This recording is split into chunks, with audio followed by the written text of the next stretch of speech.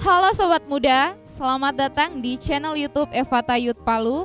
Saya Natalia Lintang yang akan menemani teman-teman semua pada malam hari ini sebagai MC kita.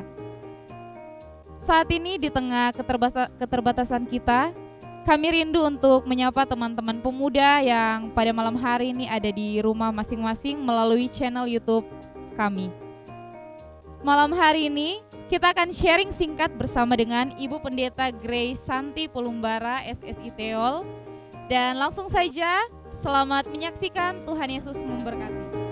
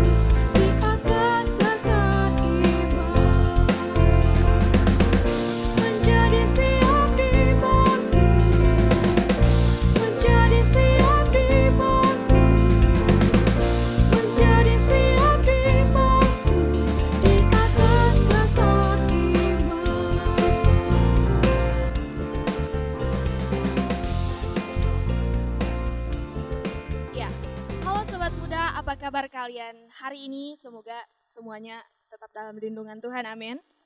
Dan sesuai dengan tema topik kita pada saat ini, kita akan membahas tentang Christian Fruitfulness, atau bahasa Indonesianya itu orang-orang Kristen yang berbuah.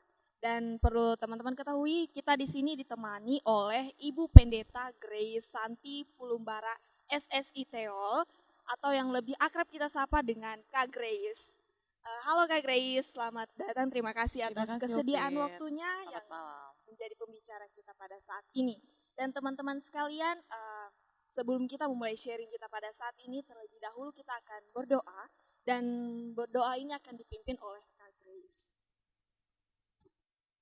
Iya, sebelum memulai sharing kita, mari kita berdoa. Kami bersyukur Tuhan, sebab Engkau menganugerahkan waktu bersama dengan pemuda Jemaat Efata Palu malam hari ini untuk bersama-sama belajar dari kehendak Tuhan, bagaimana kami menjadi orang-orang muda yang bertumbuh dan menghasilkan buah yang memuliakan nama Tuhan.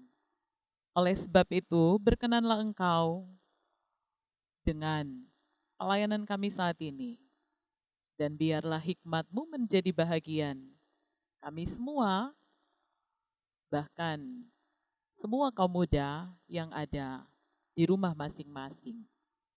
Kami serahkan acara kami malam hari ini dalam pertolongan Tuhan. Di dalam nama Tuhan Yesus, kami berdoa. Amin. Amin. Terima kasih Ibu. Terima kasih Kak Grace. Dan teman-teman sekalian, mungkin teman-teman di rumah sudah penasaran tentang topik kita yang akan kita bahas pada sesi sharing kali ini, mengenai seperti apa sih itu Christian fruitfulness dan bagaimana menghadapi tantangan-tantangan yang memungkinkan untuk kita hadapi dalam menjalani kehidupan sebagai orang-orang Kristen yang berbuah. Dan pertanyaan-pertanyaan tersebut akan dijawab pada sesi sharing kali ini, dan langsung saja kita tanyakan kepada Kak Grace, dimulai dengan pertanyaan seperti apa itu Christian fruitfulness, atau apa arti dari orang-orang Kristen yang berbuah? Iya, terima kasih Ovid. Jadi kalau berbicara tentang Christian fruitfulness, seperti yang Ovid katakan tadi, itu berbicara tentang orang-orang Kristen yang berbuah. Tentunya orang-orang Kristen yang bertumbuh dan menghasilkan buah yang memuliakan Tuhan. Jadi sesungguhnya tidak hanya sekedar berbicara bahwa dia orang Kristen, saya orang Kristen.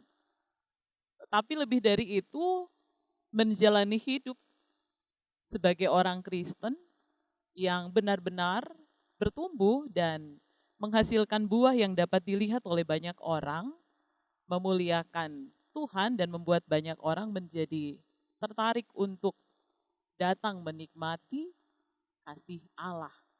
Seperti yang disaksikan dalam kehidupan setiap orang percaya yang bertumbuh dan menghasilkan buah itu.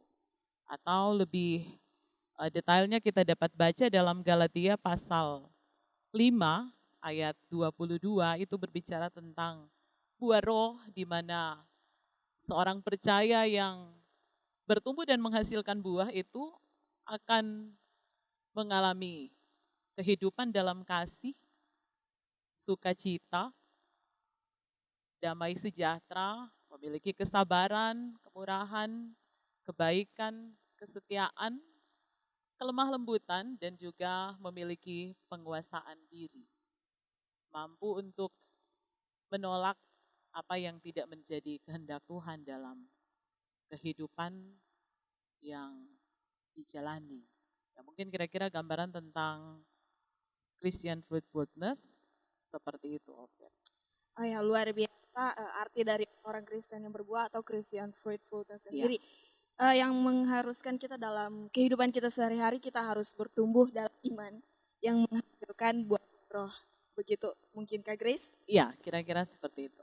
Iya, untuk pertanyaan yang selanjutnya, ini merujuk pada alasan atau mengapa. Mengapa kita harus menjadi Christian fruitful, atau apa alasan yang mengharuskan kita untuk menjadi orang-orang Kristen yang berbuah? Iya, jadi kalau Ovi tadi bilang apa alasan mengapa harus menjadi orang-orang Kristen yang berbuah? Kalau menurut saya sesungguhnya itu lebih pada panggilan hidup sebagai orang percaya. Bahwa memang harus bertumbuh dan harus berbuah, sebab berbuah itu menandakan adanya pertumbuhan, bahkan menandakan adanya kehidupan yang tidak mati, di mana iman Kristen itu adalah iman yang aktif, jadi bukan pasif. Sehingga memang setiap orang percaya itu harus bertumbuh dan berbuah. Sama seperti yang juga dapat kita baca dalam kitab Yohanes pasal 15, ketika Yesus berbicara tentang Yesus yang adalah pokok anggur yang benar. Di situ dikatakan kalau ranting-ranting itu tidak berbuah, ranting-ranting itu akan dipotong, dibuang, dan pada akhirnya akan dibakar. Karena itu penting bagi setiap orang percaya untuk bertumbuh dan berbuah. Ya, jadi kalau bisa saya simpulkan, alasan mengapa kita harus menjadi orang-orang Kristen berbuah, karena itu memang sudah menjadi tugas panggilan kita sebagai orang-orang lebih ke Kristen. arah panggilan. Iya, tugas panggilan kita sebagai orang-orang Kristen yang percaya kepada Tuhan.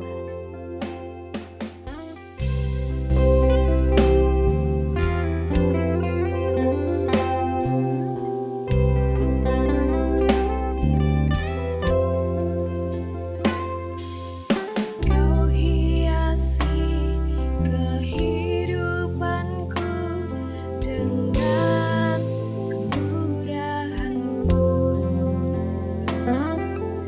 Kau rancangkan masa depanku penuh dengan harapan.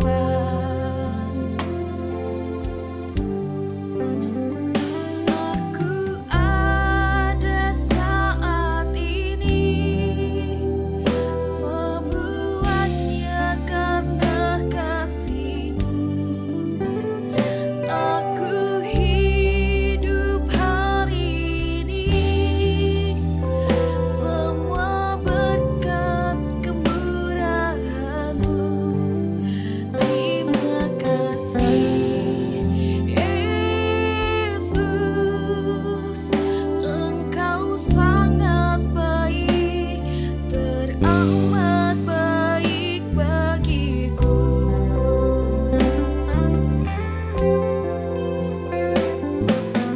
Kau hiasi kehidupanku dengan kemurahan-Mu. Kau rancangkan masa depanku penuh dengan harapan.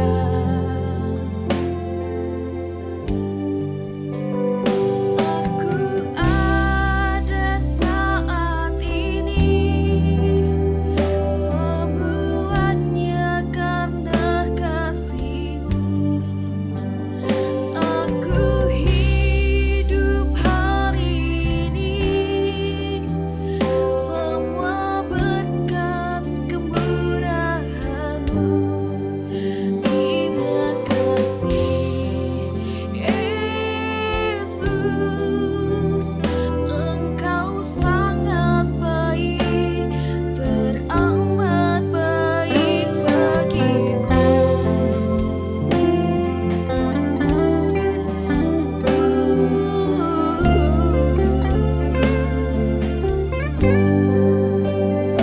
Aku ada saat ini, semuanya karena kasih-Mu. Aku hidup hari ini, semua berkat kemurahan-Mu. Terima kasih, Yesus.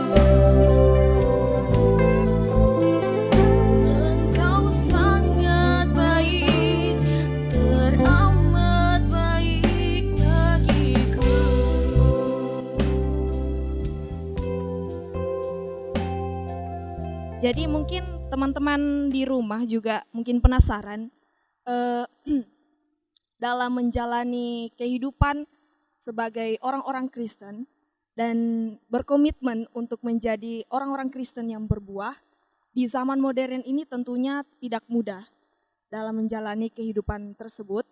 Eh, apa saja tantangan-tantangan yang memungkinkan kita yang mungkin akan kita hadapi di kebanyakan orang atau di kaum muda khususnya untuk menjadi Christian fruitfulness atau orang-orang Kristen yang berbuah.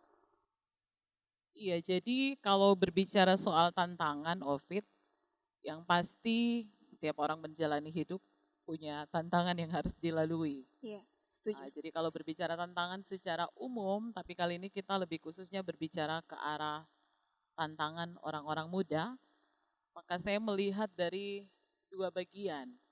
Yang pertama, lebih pada tantangan internal.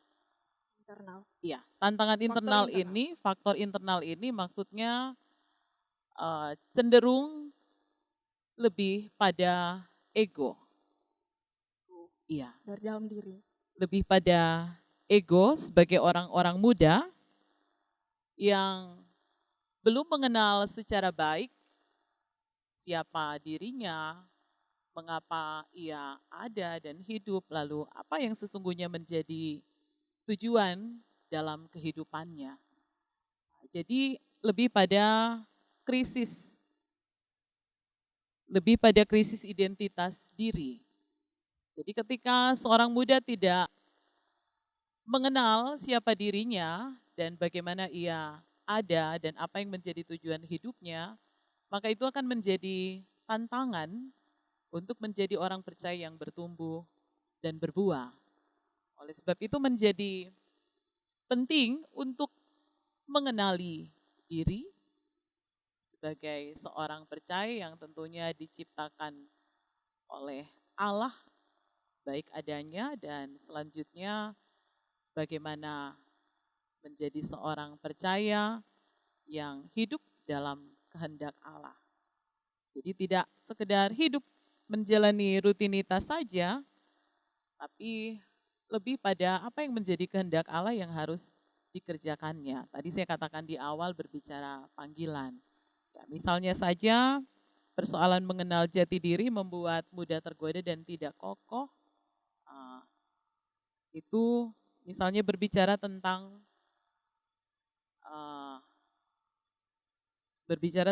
idealnya ukuran seorang pemuda wanita yang dianggap sempurna.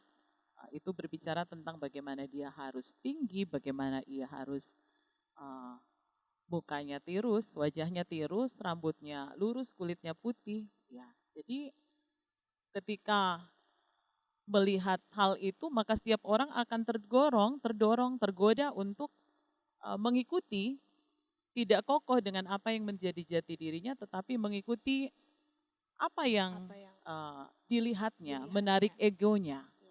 Hingga pada akhirnya ia tertarik untuk merubah tanpa melihat bahwa ketika ia diciptakan baik adanya, dan setiap orang diciptakan berbeda masing-masing dengan keunikannya. Itu berbicara tentang tantangan secara internal atau lebih pada persoalan dari dalam diri sendiri. Faktor internal. Iya, faktor internal. Kemudian yang kedua berbicara tentang faktor eksternal, itu berbicara lebih ke arah pada gaya hidup duniawi. Gaya hidup duniawi yang hanya berorientasi pada egoistik, individualistik. Jadi hanya memikirkan kesenangan sendiri atau kelompok. Jadi terkadang ini menjadi tantangan yang membuat orang-orang muda lebih khususnya menjadi kurang peduli dengan nilai-nilai kemanusiaan, nilai-nilai sosial. Dan hanya berpusat pada apa yang menyenangkan dirinya sendiri. Karena mungkin menganggap masih muda, menganggap masih kuat. Jadi apa yang dilihat boleh dicoba. Padahal sesungguhnya terkadang sudah melewati apa yang menjadi kehendak Allah, tidak selaras lagi dengan kehendak Allah. Sehingga kalau kita baca dalam Pengkhotbah pasal 11 ayat 9, Di situ dikatakan, bersukarialah hai pemuda dalam kemudaanmu, biarlah hatimu bersuka pada masa mudamu dan turutilah keinginan hatimu dan pandangan matamu. Tetapi ketahuilah bahwa karena segala hal ini Allah akan membawa engkau ke pengadilan. Jadi yang menjadi tantangan itu dua hal tadi, faktor internal dan dari dalam diri sendiri dan eksternal, gaya hidup duniawi. Ya, jadi kita sudah mengetahui apa hambatan-hambatan atau tantangan yang akan mungkin kita hadapi ketika kita berkomitmen untuk menjadi orang-orang Kristen yang berbuah atau Christian Fruitfulness. Yaitu ada dua faktor ya, Kak Grace. Faktor internal itu dari dalam diri sendiri, dan yang kedua faktor eksternal itu tentang godaan gaya hidup dalam duniawi. Ya, mungkin itu tantangan-tantangan yang akan kita hadapi ketika kita berkomitmen untuk menjadi orang-orang Kristen yang berbuah. Nah, kita sudah mengetahui tantangan-tantangan yang ada. Tentunya saya penasaran juga, mungkin teman-teman di rumah juga penasaran, mana sih upaya kita untuk menghadapi atau menyelesaikan tantangan-tantangan itu yang ada menurut Kak Grace? Iya, jadi itu memang menjadi tantangan yang tidak bisa kita katakan hanya sekedar tantangan, tapi harus menjadi tantangan yang juga diselesaikan. Jadi kalau saya ada beberapa langkah-langkah konkret untuk menyelesaikan persoalan itu. Yang pertama, tadi saya katakan bahwa persoalan terkadang seorang muda belum mengenal jati dirinya. Maka yang menjadi solusi pertama, langkah konkretnya adalah setiap orang percaya, terlebih khusus kita berbicara di konteks orang-orang muda, itu harus mengenal siapa dirinya.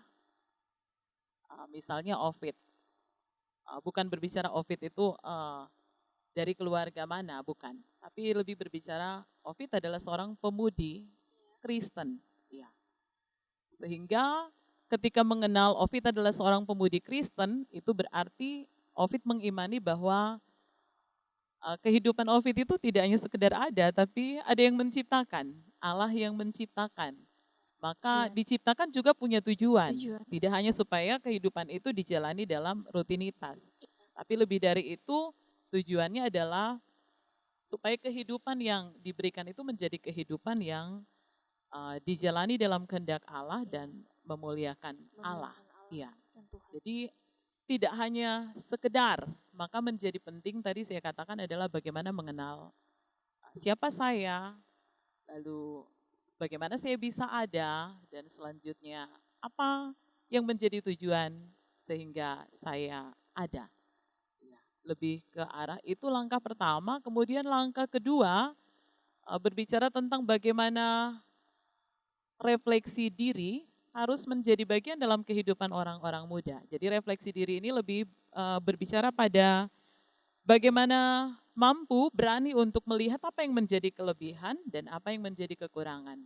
Seberapa jauh dalam perjalanan kehidupan seorang muda telah dijalani dengan mengikuti kehendak Allah sebagai seorang percaya yang bertumbuh dan berbuah, seberapa jauh. Dan tentunya dalam langkah itu, kalau kita sudah menemukan, oh ternyata sudah sekian jauh saya berjalan dan melakukan apa yang menjadi kehendak Allah. Itu menjadi hal yang patut disyukuri, bahwa luar biasa Allah telah bekerja dalam kehidupan. Lalu bagian yang berikutnya adalah tidak hanya melihat apa yang menjadi kelebihan, tapi berani juga untuk melihat apa yang menjadi kekurangan. Jadi tentunya dalam kehidupan itu tidak sudah dijalani secara sempurna, tapi juga ada kekurangan-kekurangan yang harus dilihat. Oh ternyata ada beberapa waktu di mana saya tidak hidup menjadi orang percaya yang bertumbuh. Maka bagian evaluasi diri itu harus menjadi sesuatu hal yang benar-benar disesali, tidak hanya sampai pada sebuah penyesalan, tapi lebih dari itu memohon pengampunan, dan seterusnya mengubah dalam tuntunan Tuhan. Yang selanjutnya berserah dalam tuntunan Roh Kudus. Jadi berserah dalam tuntunan Roh Kudus ini lebih berbicara persoalan bagaimana menjadi seorang muda yang taat. Tentunya taat juga berbicara tentang menyangkal diri. Dan itu bukan persoalan yang mudah. Tetapi itu menjadi penting sebab untuk dapat bertumbuh dan berbuah, kita tidak dapat melakukannya sendiri tanpa penyerahan dan melibatkan kuasa Roh Kudus yang menuntun perjalanan kehidupan kita. Kemudian yang terakhir yang juga tidak kalah pentingnya, kita harus memiliki support system. Jadi support system ini lebih berbicara tentang komunitas, bahwa ada komunitas di mana kita berada. Ya, kalau misalnya komunitas kita pemuda Evata atau Evata Youth itu menjadi satu komunitas. Komunitas yang tentunya harus memberi pengaruh baik untuk perjalanan pertumbuhan iman yang menghasilkan buah itu. Jadi pentingnya komunitas, dan dalam konteks kita tentunya yang menjadi harapan Evata Youth menjadi satu komunitas yang pada akhirnya memberi pengaruh baik dalam pertumbuhan orang-orang muda yang ada di dalamnya. Itu menjadi hal yang penting sebab kalau berbicara orang muda itu memang identik dengan persoalan komunitas. Orang muda itu senang memiliki komunitas, baik itu komunitas tempat di mana ia bekerja, komunitas tempat ia ada dalam persekutuan yang bersama-sama melayani, komunitas bersama-sama belajar, ya. Tapi kalau berbicara komunitas persekutuan Evata Youth itu menjadi penting untuk dapat memberi dampak sebab di dalamnya tentunya kita selalu belajar dan terus belajar tentang firman.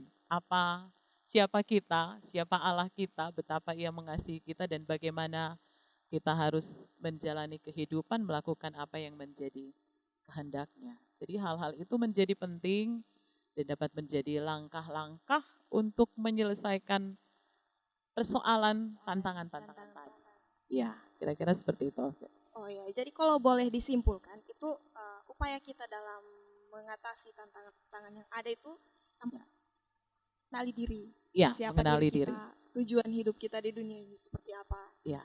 Nah, yang kedua itu fleksi atau mengevaluasi Iya. sampai sejauh mana kita sikap perilaku kita dalam kita, Iya. apakah sesuai dengan kehendak Tuhan atau masih menyimpang.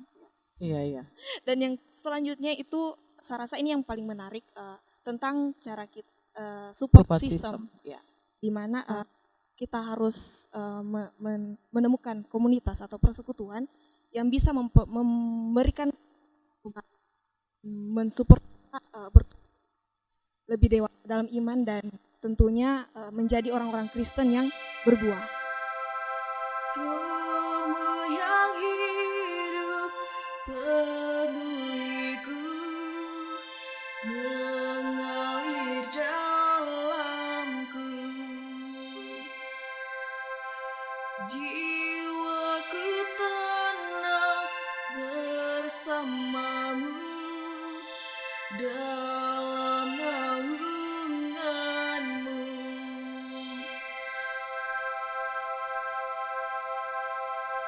Ku buka hati untuk jamahanmu, berserah penuh di hadiratmu. Kau ambil alih seluruh hidupku di altarmu, menyembahmu.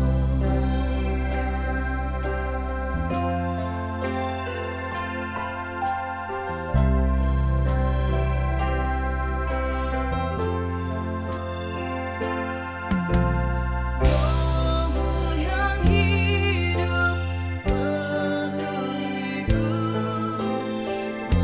mengalir dalamku, jiwaku tenang bersamamu dalam naunganmu. Buka hati untuk jamahanmu, berserah penuh di hadiratmu. Kau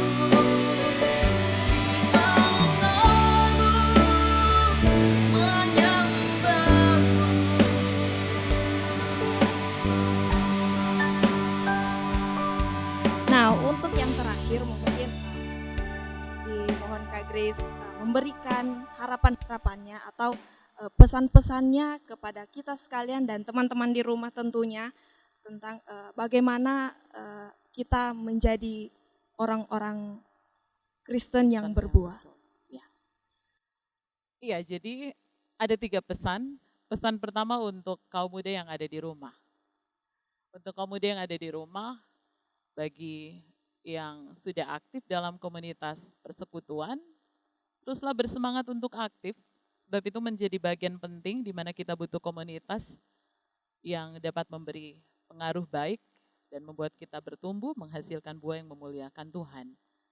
Dan untuk saudara-saudara yang mungkin masih malu-malu, ya, yang selama ini belum aktif dalam Evata Youth, ya, saya mengingatkan dalam kesempatan ini sebagaimana tema yang kita bahas bahwa menjadi seorang percaya yang bertumbuh dan berbuah, kita harus memiliki support system tadi, ya.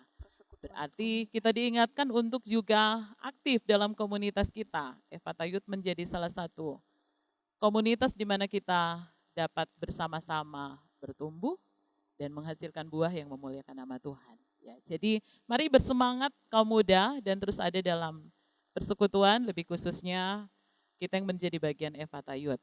Ya, itu pesan pertama. Lalu pesan kedua, saya juga mau mengingatkan kepada orang-orang tua, ya, sekalipun memang pasti setiap orang tua selalu memotivasi anak-anaknya, ayo ikut pemuda ya. Mungkin sudah sedikit jenuh karena selalu berulang-ulang kali, tapi dalam kesempatan ini saya juga memotivasi setiap orang tua untuk kembali lagi terus mengingatkan kepada anak-anak muda yang ada di rumah untuk tidak lalai dalam persekutuan yang menjadi komunitas bertumbuh dan menghasilkan buah. Sebab pasti setiap orang tua punya kerinduan, setiap anak-anak muda yang menjadi bagian dalam keluarga akan menjadi orang-orang muda yang bertumbuh dan menghasilkan buah.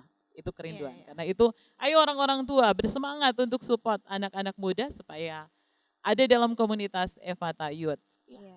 Lalu yang terakhir, pesan untuk pengurus Evata Youth. Ya, jadi pemuda saya Evata. Pemuda Evata. Jadi memberi apresiasi baik untuk setiap kegiatan termasuk kegiatan yang dilaksanakan hari ini. Teruslah bersemangat untuk setiap pelayanan-pelayanan yang ada seperti yang hari ini terjadi. Tidak melihat kita sedang mengalami situasi bencana COVID-19, tetapi ini tidak mengurangi semangat pengurus untuk tetap bagaimana supaya kita ada ibadah seperti ini, ya. Dan sangat kreatif, inovatif apa yang dibuat pada saat ini. Terima kasih juga kesempatan telah memberi saya waktu untuk menjadi pemateri dalam kegiatan ini. Terus bersemangat untuk program-program selanjutnya. Terus menjadikan Evata Youth ini sebagai wadah yang sebagai sumber support system tadi. Ya. Sebagai sebuah komunitas yang memberi pengaruh baik bagi semua pemuda yang ada di dalamnya. Bersama-sama bertumbuh, bersama-sama menghasilkan buah yang pada akhirnya memuliakan nama Tuhan. Ya, mungkin itu saja, Ovid. Pesan dari saya, tetap semangat, tetap sukacita. Amin. Badai pasti berlalu, kita pasti kuat dan menang melalui badai ini. Terima kasih. Terima kasih banyak sekali lagi untuk Kak Grace yang sudah boleh menjadi pembicara kita, bahkan meluangkan waktunya untuk berbagi, bersharing firman Tuhan dengan topik Christian Fruitfulness atau orang-orang Kristen yang berbuah. Terima kasih sekali lagi Bu, Kak Grace, Tuhan Yesus memberkati dalam masa pribadi dan kehidupan keluarganya. Terima kasih, Ovid. Ya, dan demikianlah topik kita pada saat ini, yaitu Christian Fruitfulness. Semoga bermanfaat bagi teman-teman sekalian yang menonton sesi sharing pada saat ini, dan tutup dengan doa. Dimohon kembali untuk Kak Grace memimpin kita dalam doa. Ya, mengakhiri sesi sharing hari ini, mari kita tunduk kepala, kita berdoa. Bapak, kami bersyukur dalam waktu yang Tuhan berikan, kami boleh bersama merenungkan betapa benar kami adalah orang percaya yang harus hidup bertumbuh dan menghasilkan buah yang memuliakan nama Tuhan.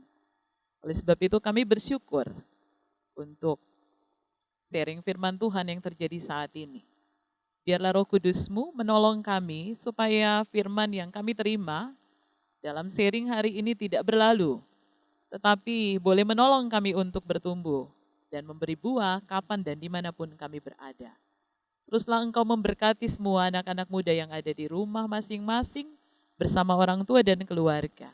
Teruslah Engkau memberkati semua yang telah terlibat dalam kegiatan ini, bahkan pengurus Ephata Youth untuk terus bersemangat dalam setiap pelayanan-pelayanan yang ada. Terima kasih Tuhan, dimuliakanlah nama-Mu. Dalam nama Tuhan Yesus kami berdoa. Amin. Ya, terima kasih untuk Kak Grace sekali lagi, dan demikianlah sharing kita dengan topik Christian Fruitfulness atau orang-orang Kristen yang berbuah. Semoga bermanfaat bagi teman-teman sekalian dan sampai jumpa lagi dan God bless you.